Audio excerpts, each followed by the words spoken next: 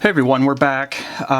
In today's episode, we're going to start stripping the rod of its components. We're going to start with the tip section, and we're going to start with this tip top. This one looks like it was slammed in a car door or something happened to it, so hopefully it'll come off pretty easy for us. Then we're going to move to the guides, to the grip, reel seat, and then we'll finish up this video by showing you how to strip the old varnish off the blank itself. So first things first, to get these tip tops off, generally they come off fairly easy. What I like to do is very lightly score a line just below where that tip top meets the cane. A lot of times there's there's a wrap, a tip top wrap just below that. And all we want to do is separate the metal from whatever might be holding it in place.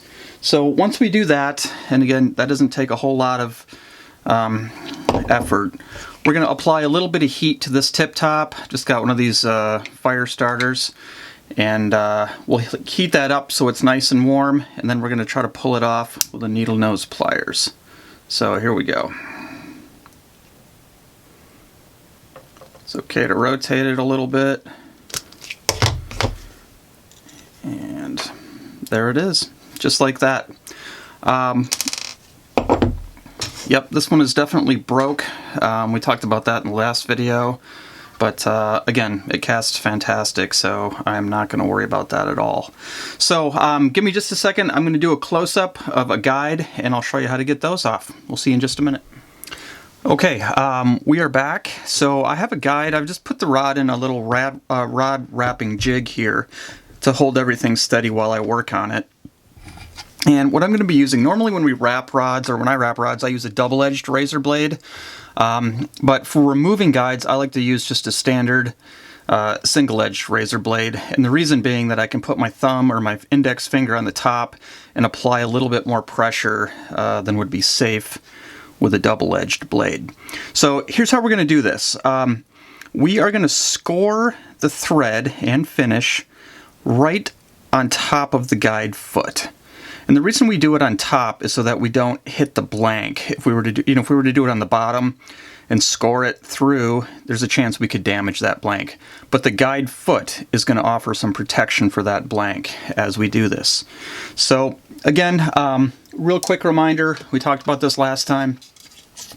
Make sure you mark the spline of that blank before we start removing guides, because once you get them off, it's going to be difficult to tell which side to put them back on. So here we go.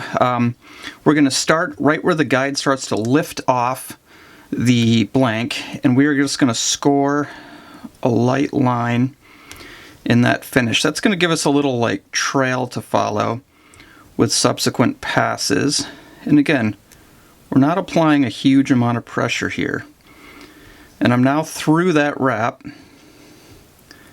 I can take the edge of that razor blade and just start to peel that wrap right off. You can kind of come in there with your fingers and do the same for the rest of the wraps. We've got this trim band left, and so I'm going to come in at on the side and try to get underneath it. There it goes. Just like that. That side of the foot is now free. And we're going to do the same on the other side. Score it the first time to create a little path for ourselves. And then the blade just drops into that line that you've cut.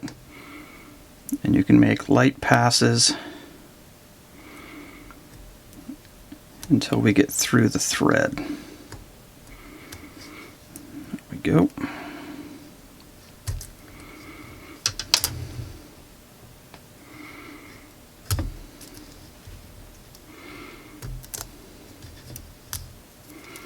If there's a little residue or even thread left on the blank, don't worry too much about it, because when we strip this blank down, we'll take care of whatever might be left. So here's our first guide off.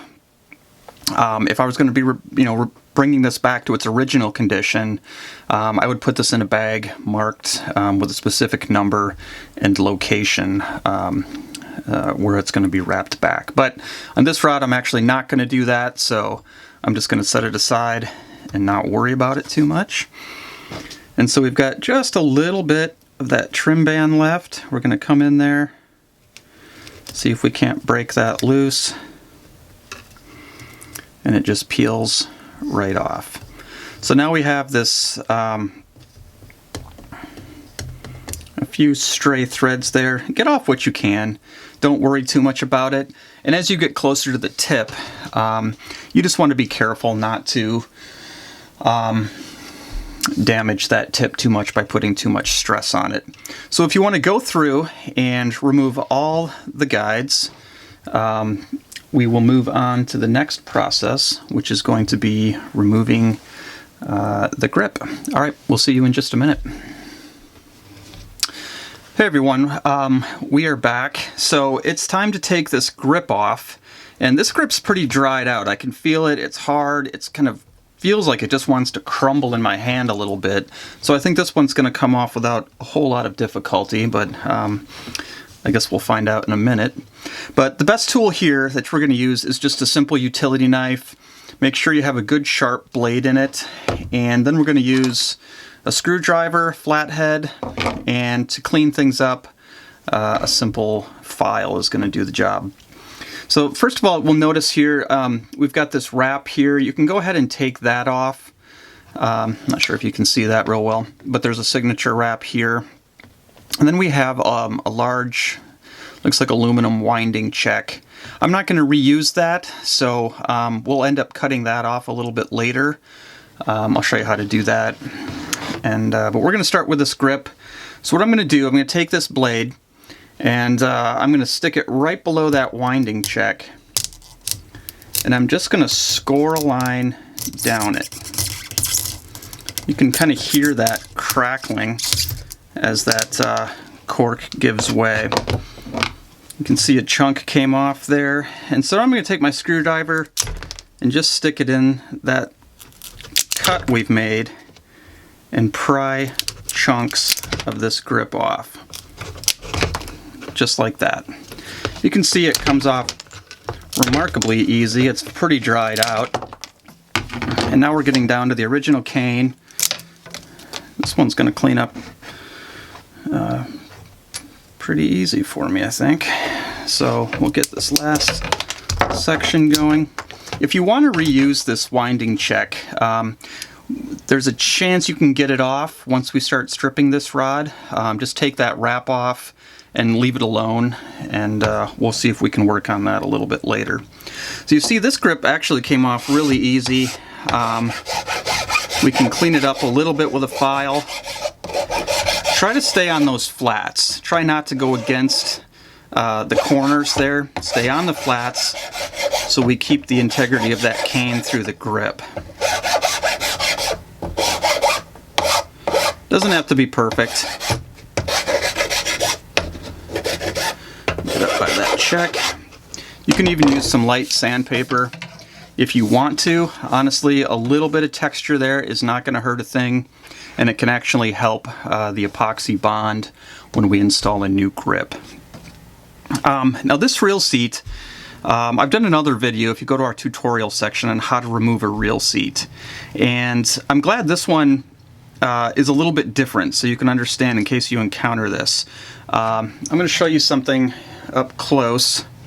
If you'll notice on this end cap, there's a little gold colored pin right there. And what that's doing is traveling through the reel seat, through the blank more than likely, and stopping just short of the other side. But what that's going to prevent us from doing is taking this reel seat off in the way that I showed you in those earlier videos. I tried boiling this one earlier. It's plastic, so I didn't really want to heat it with a heat gun and release whatever fumes that would do into the air. But I didn't have any luck getting it off boiling. So, and since I'm not going to keep this, I'm just going to cut this seat off probably with a hacksaw and be done with it. You can, if you want to try to get those pins out, you can get a little punch and try to punch them in. to release this back hood, and then you can usually take them off using a more traditional method. But in this case, I'm not going to save it, so I'm going to take this lock nut all the way up, slide the collar off. Those will come right off the blank here.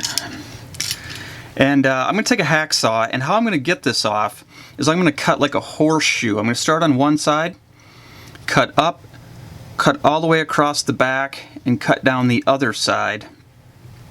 And then I'm just going to pry the seat off the cane.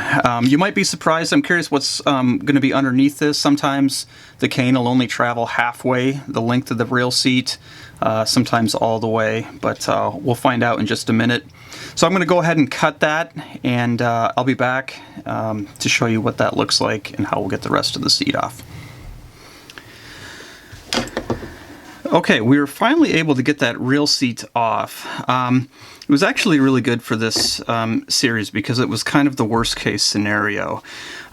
Here's the bottom of that cap, and if you can see it, there's a little maybe 1/4 inch, 1/2 inch nail that was holding that end cap in place, so that wouldn't let us take it off in a more traditional way. So we ended up cutting that with a hacksaw. And then I tried boiling it again to get some of that epoxy to soften, and it just would not come. I'm looking at it, and it looks like there's some sort of black epoxy. It looks like a modern shafting epoxy. I'm not sure exactly what they used when they put it on, but I ended up taking a fine-tooth saw and just cutting the rail seat off in slices, because that was honestly the only way I could get it to come off. A lot of times, once you pull that pin, if it has a pin, you can just use a heat gun or boiling water, and that epoxy will soften and come off. But once in a while, as we've demonstrated here today, you have to take a little more drastic measure and get that seat off in pieces. But the seat's off, so that's a good thing. And so we have the grip off, we have the seat off, this little winding check I'm just going to cut off with a hacksaw because I'm not going to use it. I'm going to put a newer, lower profile one on. And we'll be back in just a minute, and I'm going to show you how to remove the varnish from the rest of the blank. All right. Okay, we are back, and it's time to take this old varnish off. Now, depending on the rod you're working with, you might not even need to do this. Some rods, the varnish is in excellent condition. But if yours has chips in it, if it is wearing through, it gets real thin sometimes with age, then it's a good idea to take it off, and then we'll reseal it. We're going to use two things to do this. The first is going to be a cabinet scraper. If you've not used these things before, they're fantastic. We actually sell these on the site along with some of the polishing compound that we're going to use in just a minute. But if you have an old one laying around the house, just be a little bit careful. It's a real simple tool. It's basically a piece of sheet metal that has a burr put on all four edges. And what we're going to do with it is lightly scrape that finish off. Make sure the one you have is sharp. You know, it's a simple tool, but honestly, as far as a cutting edge goes, it has one of the most complex cutting edges. When properly sharpened, it has the profile of kind of a mushroom cap. And if you're not used to sharpening them, they can be a little bit tricky. So make sure you're using a good sharp one before you get started. Now, how this is going to work, we're going to start with the finish here. You can start anywhere you want. You hold the edge of the sharpener or the scraper perpendicular to the blank, and you just make light passes on the flats. So you'll notice this bamboo has 6 sides like most do. And you want to stay away from the corners. We don't want to round this blank over. We want it to keep its nice hex profile. And the way we do that is by focusing on the flats. And we're just going to take this down. You're removing, 1 or 2 thousandths of an inch at a time, less if you're not applying much pressure. So we're just going to take light passes until we get all the way down to the cane on one particular flat.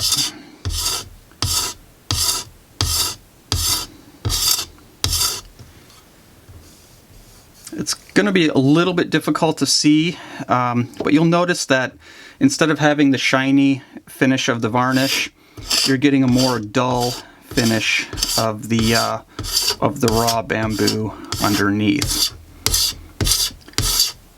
So when you get one side done, we're just going to rotate that rod and we're going to do the next flat.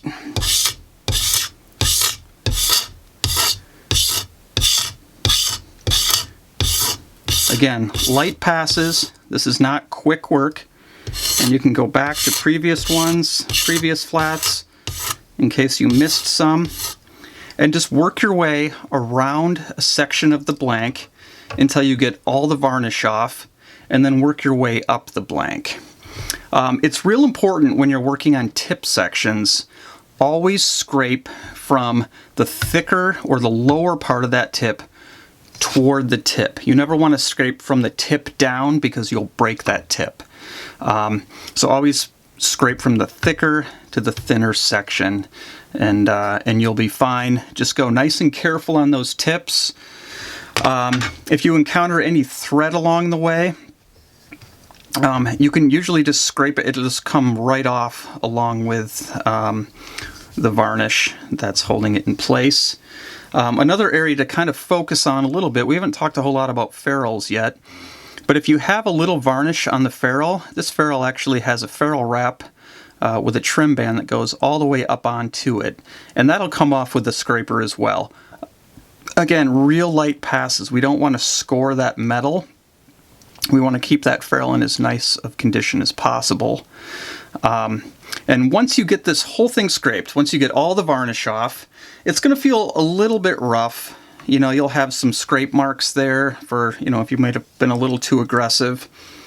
And what we're going to do is we're going to take our, this is 4/0 steel wool. Want to make sure you get a really good brand. Not all of this stuff is created equal, so you want it to be nice and soft and consistent with no kind of thicker pieces mixed in. Again, we sell this steel wool along with a nice scraper on the website if you want to just kind of simplify the whole process. Basically what you're going to do is wrap the steel wool around the blank and you're going to polish it. And if you haven't done this before, you'll be amazed at the finish you can get with just a few passes of that steel wool. It looks incredible. So take your time, work up and down the blank, work each section, be very careful, and we'll see you in the next video to talk about getting sets out of any sections that might have them. And then we'll start putting finish back on the blank. All right, thanks for watching. Bye.